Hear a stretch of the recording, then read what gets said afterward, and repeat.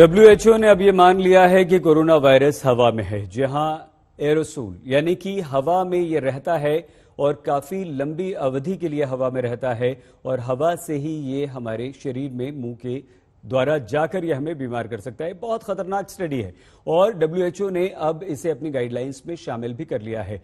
Doctor Pradeep सेठ, doctor दीपक आचार्य, doctor Ajay महलका जी तीनों हमारे साथ हैं। डॉक्टर दीपक सर, जिंदा रहना है तो सांस तो लेंगे, लेकिन डॉक्टर सेठ ने कहा कि N95 पहनिए, मास्क के बिना आपका गुजारा नहीं है।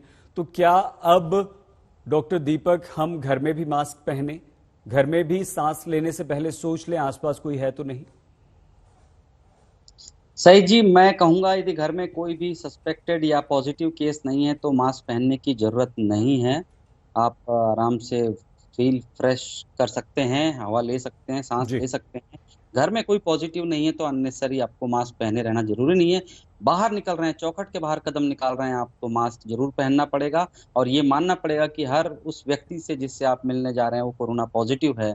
आप उससे फिजिकल और पर्सनल डिस्टेंसिंग बना के रखना बहुत जरूरी होगा और ज्यादातर खुले स्पेस में रखें अपने आप को। बाकी बहुत सारा इस बात को लेके डरना जरूरी नहीं है कि वायरस हवा में फैल चुका है, घर में घुस जाएगी हवा, हम सांस कैसे लेंगे।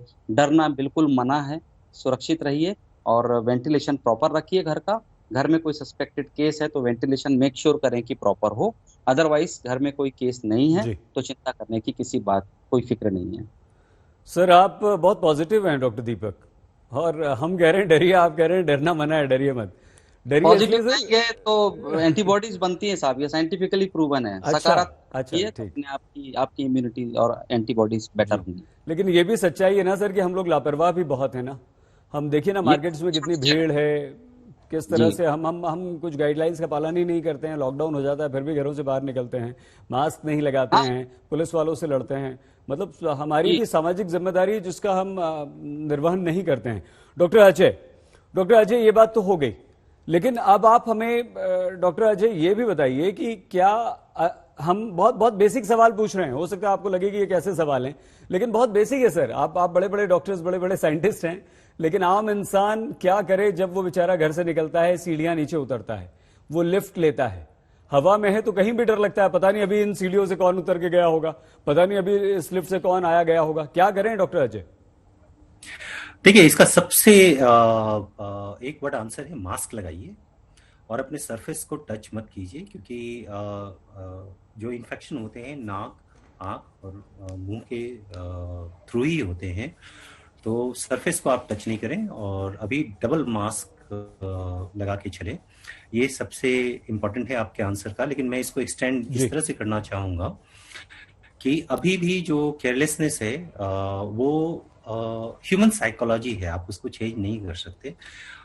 हमें दूसरी चीज है कि जैसे आचार्य और सेठ ने, डॉक्टर आचार्य और डॉक्टर सेठ ने जो बात कही, hope is the best tool to fight, और यही चीज हमें काम आएगी। जैसे वैक्सीनेशन, डिस्टेंसिंग, मास्किंग, और घर की जहां तक बात हो रही है, अ, अ, घर में रहें। अगर कोई इन्फेक्टेड है तो उससे 2 मीटर की दूरी में रहें, जी। उसकी सेवा भी करें, उसके लिए खाना भी दें, 2 मीटर की दूरी बना के रखें, मास्क लगा के रखें, कहीं कोई दिक्कत नहीं है। ठीक है।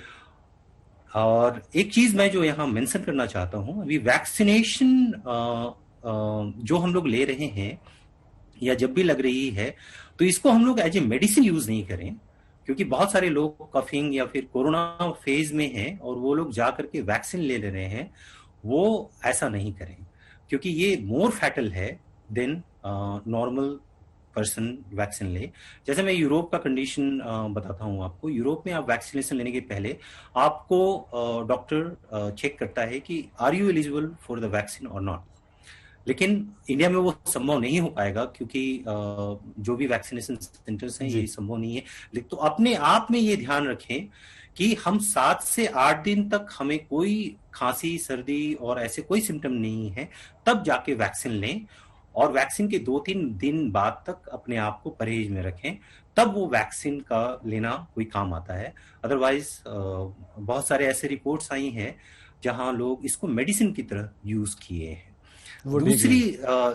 दूसरी जो मैं इंपॉर्टेंट बात कहना चाहता हूं कि अभी एरोसोल वर्सेस एयर की जो बात चल रही है ये बहुत पुरानी है, लेकिन इसमें जो ट्रिक पार्ट ये है कि जो कंपोजिट एयर कूलिंग सिस्टम्स हैं उनको अभी हम लोग इस्तेमाल कम करें तो ज्यादा अच्छा रहेगा। जैसे मॉल्स हो गए, सिनेमा हॉल हो गए, क्योंकि वहां थोड़े एरोसोल्स फॉर्मेशंस होते हैं।